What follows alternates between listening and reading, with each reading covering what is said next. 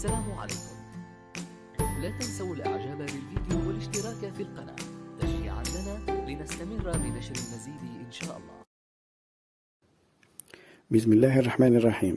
متابعي القناة الكرام، السلام عليكم ورحمة الله تعالى وبركاته. إذا نواصل معا سلسلة دروس تعليم الطاقة الشمسية. هذا الفيديو هو الدرس الثاني يمثل تركيبة الخلية الشمسية. Chers abonnés, nous suivons la série de leçons d'éducation de l'énergie solaire. Cette vidéo est la deuxième leçon qui concerne la structure de la cellule solaire. Alors, dans cette leçon, nous allons aborder les points suivants. في هذا الدرس سنتطرق إلى النقاط الآتية. Premièrement, métallisation. أولا المعدنة. Deuxièmement, texturation. ثانيا النسيج. Troisièmement, passivation. ثالثا التخميل. Quatrièmement, traitement anti-reflet. رابعا العلاج المضاد للانعكاس. Nous avons vu dans la dernière leçon que la cellule solaire est basée principalement sur la jonction Pn.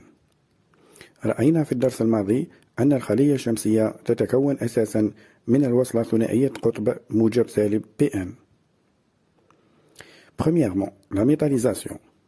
Alors, le processus de métallisation des cellules solaires a pour but l'assurance du passage des électrons et des trous dans la face avant et la face arrière pour avoir un pôle négatif et un pôle positif.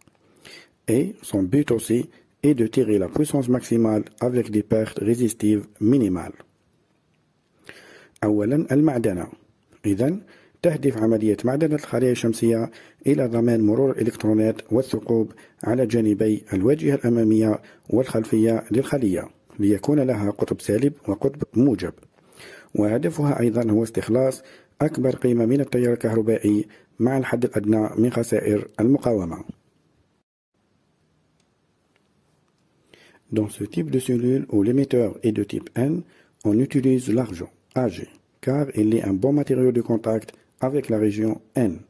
La métallisation ici en face avant est appelée anode.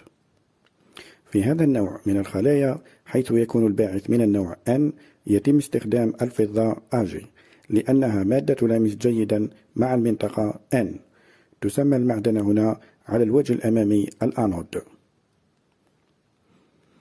Pour la métallisation en face arrière, on utilise l'aluminium Al, qui établit un très bon contact avec le substrat de type P. La métallisation ici en face arrière est appelée cathode. بالنسبة للمعدنة على الوجه الخلفي يتم استخدام الألمنيوم Al والذي ينشئ اتصالا جيدا جدا مع الركيزة من النوع P. تسمى المعدنة هنا على الوجه الخلفي بالكاثود. La métallisation est réalisée par le procédé appelé la sérigraphie, qui est un procédé simple, rapide et en constante évolution pour la métallisation des cellules solaires. تتم عملية المعدنة بواسطة عملية تسمى طباعة الشاشة، وهو برنامج سهل وسريع ومتطور لمعدنة الخلايا الشمسية. Deuxièmement, texturation. La surface du substrat de la cellule ressemble à un miroir. Elle réfléchit plus de 35% de la lumière incidente. Afin de limiter cette réflexion, on utilise l'opération appelée texturation, où on rend la surface moins lisse, soit par un procédé chimique, soit par un procédé mécanique. De cette façon, la lumière qui a été réfléchie aura une deuxième chance de frapper la surface de la cellule. ثانيا النسيج. سطح الخلية يشبه المرآة حيث يعكس أكثر من 35% من الضوء الساقط. للحد من هذا الانعكاس تستخدم عملية تسمى بالنسيج. يتكون النسيج من مادة صلبة على شكل أهرامات صغيرة بهدف زيادة انعكاس الضوء على سطح الخلية بدلا من أن يضيع في الهواء، حيث تسهم هذه الأهرامات بالاحتفاظ بالضوء والمساهمة في امتصاصه أكثر من طرف الخلية الشمسية. Troisièmement, la passivation. Alors, la réduction des recombinaisons en surface des cellules solaires est un enjeu fondamental pour l'industrie photovoltaïque. La passivation des défauts électriques en surface peut être obtenue par la formation des liaisons chimiques ou par l'apport de charges électriques capables de repousser un type de porteur. ثالثا التخميل. إن تقليل عمليات ضياع الشحنات على أسطح الخلايا الشمسية هو قضية أساسية لصناعة الخلايا الكهروضوئية. يمكن الحصول على تخميل الأعطال الكهربائية على السطح عن طريق تكوين روابط كيميائية أو عن طريق توفير شحنات كهربائية قادرة على صد نوع واحد من الناقلات. التخميل يشير إلى مادة تصبح سلبية أي أقل تأثرا أو تآكلا ببيئة الاستخدام المستقبلي.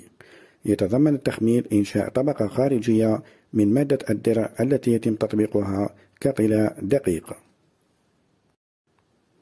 Différentes couches diélectriques peuvent être utilisées pour passiver les wafers dopés N et dopés P, tels que SiO2, Al2O3, l'amorphe SiN, H et l'amorphe SiH. يمكن استخدام طبقات عازلة مختلفة لعملية التخمير، أهمها SiO2, Al2O3, amorphe SiNH et amorphe SiH. Quatrièmement, traitement anti-reflet. Le fait que la surface du silicium cristallin soit réfléchissante provient de la différence entre l'indice de réfraction du silicium cristallin et celui du milieu extérieur. On peut réduire la réflexion en déposant à la surface des cellules une couche transparente ayant un indice de réfraction moyen. رابعا، العلاج المضاد للانعكاس. تأتي حقيقة أن سطح السيليكون البلوري يكون عاكس من الاختلاف بين معامل الانكسار للسيليكون البلوري وتلك الخاصة بالبيئة الخارجية. يمكن تقليل الانعكاس عن طريق ترسيب طبقة شفافة على سطح الخلايا بمتوسط معامل الانكسار.